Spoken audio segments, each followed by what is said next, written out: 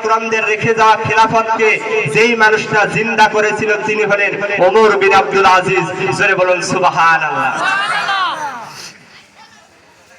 আমার ভাইরা, ওমর বিন আব্দুল আজিজ যখন মৃত্যু শয্যায় শায়িত হয়ে গেল, আমার ভাইরা ওই মানুষটা তার কলিজার টুকরা বেটাদেরকে ডাক দিলেন, ও আমার কলিজার টুকরা বেটারা, তোমাদের কাছে আমার একটা আবদার থাকবে, আমার একটা কথা থাকবে, সেটা হলো আমি ওমর বিন আব্দুল আজিজ ইসলামী রাষ্ট্রের খিলাফতের দায়িত্ব আমি পালন করেছি।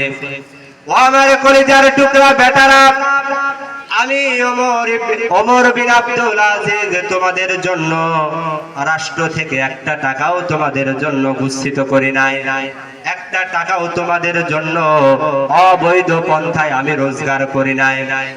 আমার কলিজার টুকরা বেটা, আমি আল্লাহ রাব্বুল আলামিনের তরফ থেকে যতটুকু সম্পদের মালিক হয়েছি বেটা, তোমাদের কাছে আমি বলে গেলাম, তোমরা ওই সামান্য সম্পদটুকু আল্লাহর রাহে তোমরা বিলীন করবা, আর ওই সম্পদটুকু তোমরা খাবা, আর আল্লাহর রাস্তায় চলবা, আল্লাহর নবীজির আদর্শ মোতাবেক চলবা।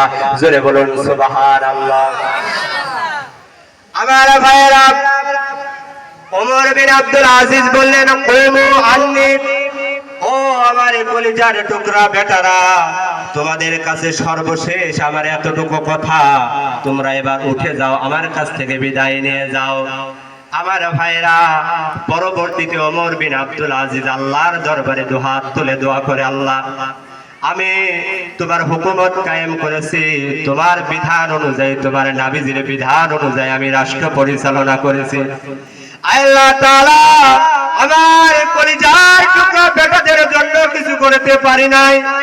আল্লাহ তাআলা অবৈধ পন্থায় আমি একটা টাকাও আমার পেটের মধ্যে দেই নাই, আমার কলিজার টুকরা সন্তানদের জন্য করি নাই। আল্লাহ তাআলা আমার সন্তানদের জন্য আমি দোয়া করে দিয়ে গেলাম, আল্লাহ আমার সন্তানদেরকে আপনি আপনার ধন সম্পদ দিয়ে আপনি তাদেরকে বারাকা দ্বারা, রহমত দ্বারা পরিপূর্ণ করে দিবেন।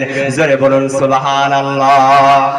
আমার ভাইরা, পরবর্তীকালে দেখা গেল ওমর বিন আব্দুল আজিজের কলিজার টুকরা বেটারা এমন ধর সম্পদে পরিণত হয়ে গেল। আমার ভাইরা, সমসাময়িক সকলের চাইতে ওমর বিন আব্দুল আজিজের কলিজার টুকরা সন্তানদেরকে আল্লাহ রাব্বুল আলামিন সবার চাইতে বেশি ধন সম্পদ দ্বারা পরিপূর্ণ করে দিয়েছিলেন। জোরে জোরে বলুন না সুবহানাল্লাহ। আমার ভাইরা, এবার চিন্তা করুন, ওমর বিন আব্দুল আজিজ ক্ষমতা রাষ্ট্র পরিচালনা করে, তার বেটাদেরকে বলে দেয়, আমার সন্তানেরা একটা টাকাও রাষ্ট্র থেকে গ্রহণ করি নাই, কিন্তু আমার দেশের, আমার সোনার দেশের মুসলমানেরা, আমার ভাইয়েরা মিম্বার থেকে নিয়ে শুরু করে এমপি মন্ত্রীরা পর্যন্ত আজকে যারা ক্ষমতার চেয়ার দখল করে, আমার সোনার ভাইরা বাইরের রাষ্ট্রে তাদের বাড়ি গাড়ি হয়ে যায়, দেশের মধ্যে তাদের বাড়ি গাড়ি হয়ে যায়, সন্তানগুলো বিদেশিতে বড় বড় ডিগ্রিধারী পড়াশোনা করায়। আমার ভাইরা লক্ষ কোটি কোটি কোটি টাকা দেশের মধ্যে ব্যাংক ব্যালেন্সে জমা হয়ে যায়। ব্যাংকের লোকেরা বলে, ভাই তোমার এত সম্পদ হয়ে গেছে, আমাদের ব্যাংকে, আমাদের দেশের ব্যাংকে আর টাকা ধরে না, তাহলে কি করা যায়? তাহলে তুমি সুইজে ব্যাংকে টাকাগুলো জমা করো। আমার ভাইরা সুইজ ব্যাংকে তারা টাকাগুলো জমা করে।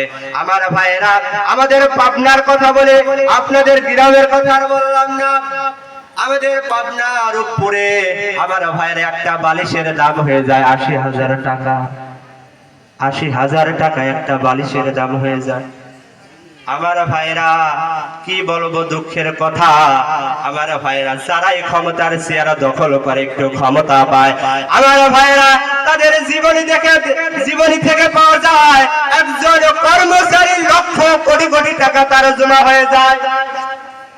এই হলো আমাদের দেশের ক্ষমতা। আর ওমর বিন আব্দুল আজিজের ক্ষমতা।